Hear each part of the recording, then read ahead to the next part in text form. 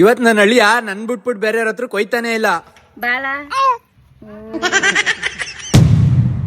ಇವತ್ ಬೆಳಗ್ಗೆ ಎದ್ದಿದ್ದೆ, ಹೊರಗಡೆ ಬಂದ್ ನೋಡಿದ್ರೆ ಬಿಸ್ಲು ಹೆಡ್ ಶಾಟೇ ಹೊಡಿತಾ ಇತ್ತು. ಬಿಸ್ಲು ಹೆಡ್ ಶಾಟ್ ಹೊಡಿತದೆ ಅಂತ ಮನೇಲೆ ಇದ್ರೆ ನಮ್ಮ ಅಜ್ಜಿ ಸ್ಲಿಪ್ಪರ್ ಶಾಟ್ ಹೊಡಿತದೆ ಅಂತ ಅನ್ಬಿಟ್ಟು ಟೋಪಿ ಹಾಕ ಊರ್ಗ್ ಹೊಂಟದೆ. ಊರ್ಗ್ ಹೋಗಿದ್ದೆ ಹೆಡ್ ಮಸಾಜ್ ಹೊಡ್ಸ್ಕೊಂಡು ಹಂಗೆ ಹೊಸಿ ಇವತ್ತು ದಬಾ ಕಂಡು ಆಮೇಲೆ ಎದ್ದಿದ್ದೆ, ಸ್ನಾನ ಮಾಡ್ಬಿಟ್ಟು ತೋಟ ಕೊರಟೆ.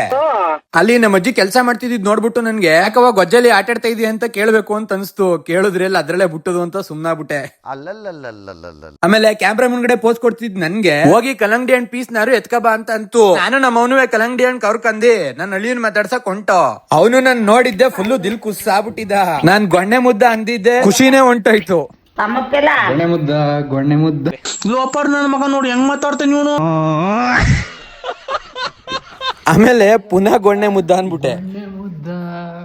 ಮುಚ್ಕೊಂಡಿದೀವಿ, ನಮ್ನ ಕೆಣಗ್ಬೇಡಿ.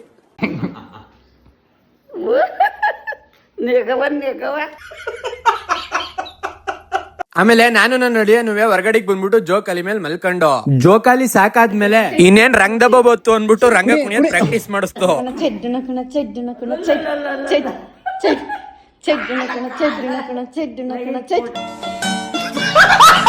ಆಮೇಲೆ ಅವನ್ನ ಮನ್ಗಿಸ್ಬಿಟ್ಟು ಮನೆಗೆ ಹೋಗೋಣ ಅಂತ ಅನ್ಕಂಡೆ. ಅವ್ನ್ಗೆ ಎಷ್ಟೇ ತಟ್ಟಿದ್ರು ಮನೆಗ್ ಕೊಳ್ಳೆ ಇಲ್ಲ. ಆಮೇಲೆ ಗಾಡಿ ಮೇಲೆ ಹತ್ತಿಸ್ಬಿಟ್ಟು ಕೂರಿಸ್ಕೊಂಡೆ. ಆಮೇಲೆ ಅವ್ನ್ ಯಾರ್ ಕರೆದ್ರು ಹೋಯ್ತಾನೆ ಇರ್ಲಿಲ್ಲ.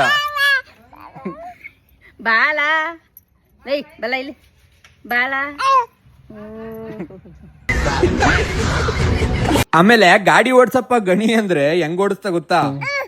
ಓಡ್ಸು.